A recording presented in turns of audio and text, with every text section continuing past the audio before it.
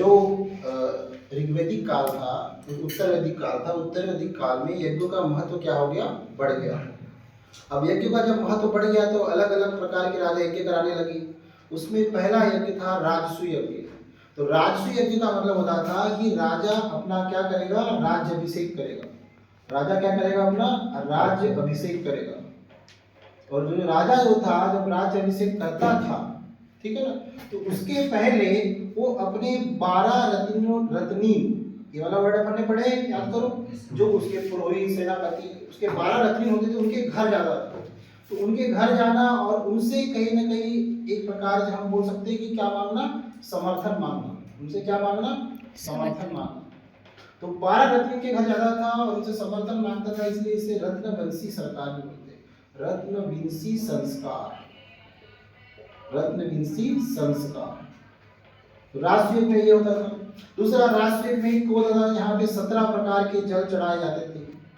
17 प्रकार के जल चढ़ाए जाते थे। नदी का जल, ओस का जल, कुएं का जल, अलग अलग प्रकार के जितने भी जल होते, वर्षा का जल, इतने प्रकार के जल चढ़ाए जाते थे। तीसरा, यहाँ पर राज्य अभिषेक करने के पहले वरुण देवता और इंद्र देवता, इन दोनों का क्या होता था, अभिषेक होता था। मतलब राजा के राज्य अभिषेक के पहले किन देवताओं का अभिषेक होता था, वरुण देवता और इंद्र देवता। जैसे ही राजा का राज्य अभिषेक हो जाता था तो ऐसा माना जाता है कि जो पुरोहित होता था, जो पुरोहित होता था, उस पुरोहित को 24 लाख गाय दान दी जाती थी। 24 लाख गाय दान में दी जाती थी, ठीक है ना। और एक चीज और याद रखना है कि जो प्रश्न आएगा कि जो राजसूय यज्ञ जो है, इसका उल्लेख कहाँ पे मिला है, इसका उल्लेख कहाँ पे मिला है, शुक्ल यजुर्वेद में।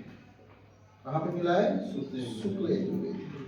तो तुमको मोटा मोटा सा याद रखना है कि जो राजसूय यज्ञ है उसमें राजा का राज्य अभिषेक होता था, और राज्य अभिषेक जो होने के लिए उसको कहाँ जाना पड़ता था, अपने 12 रत्नियों के यहाँ जाना पड़ता था समर्थन मांगने के लिए। और इसलिए उसको कौन सा संस्कार बोला गया, रत्नवंशी संस्कार बोला गया। 17 प्रकार के जल चढ़ाए जाते थे।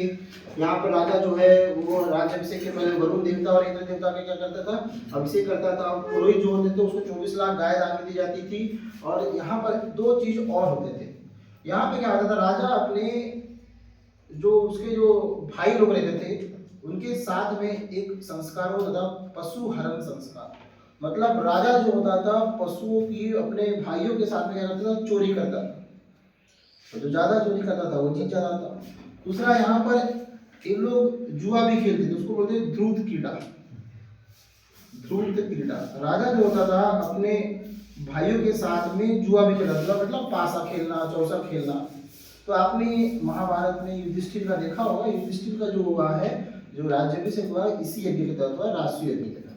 क्लियर है।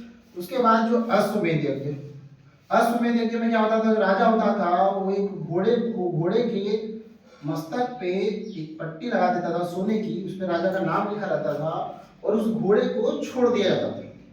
अब उस घोड़े को वीर सेनाओं के साथ में छोड़ दिए, और जहां जहां पर वो जाता था घोड़ा, वहां पे साम्राज्य का उसका विस्तार हो जाता था। मतलब हम बोल सकते हैं कि ये किसके लिए करते थे, साम्राज्य के विस्तार के लिए। साम्राज्य के विस्तार के लिए, साम्राज्य के विस्तार के लिए होता था अश्वमेध यज्ञ होता था। जो अश्वमेध यज्ञ जो है वो जो होता था, इसका उल्लेख जो है ऋग्वेद के 7वें मंडल में मिला है।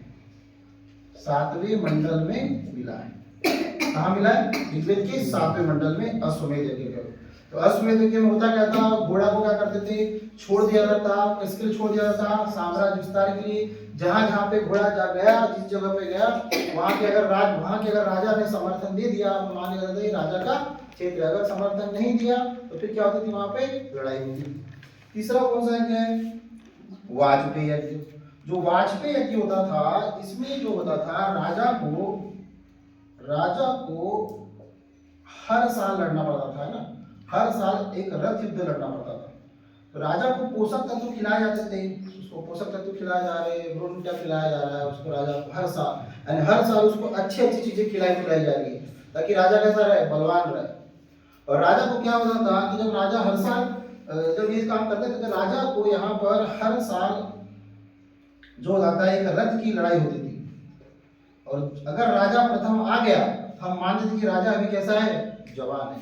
और अगर राजा प्रथम नहीं आया तो हम समझ लेते कि राजा क्या हो चुका है, बूढ़ा हो चुका है, मतलब राजा को राजगद्दी त्याग देना चाहिए। तो वाजपेयी यज्ञ जो है वही है कि इसमें राजा को क्या करना था, एक लड़ाई लड़नी पड़ती थी रथ वाली। अगर रथ के कॉम्पिटिशन में वो फर्स्ट नंबर पे आ गया मतलब राजा अभी जवान है, अगर नहीं आ पाया मतलब राजा क्या हो चुका है, बूढ़ा हो चुका है, मतलब राजा को अपनी राजगद्दी छोड़ देना चाहिए। उसी प्रकार एक होता था पुरुष मेध यज्ञ। पुरुष मेध यज्ञ में क्या होता था कि राजा जो होता था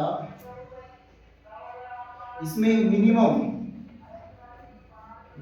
11 पशुओं की 11 पुरुषों की बलि देता था, 11 पुरुषों की बलि देता था।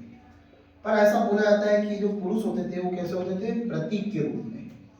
प्रतीक के रूप में मतलब कि वो ओरिजिनल पुरुष लोग क्या होता होगा, कहीं पे मिट्टी का पुरुष बना दिए, आटे का पुरुष बना दिए, उनकी क्या कर दिए, बलि दे दिए। तो उसको कौन सा यज्ञ बोलते थे, पुरुष मेध यज्ञ बोलते थे। ठीक है।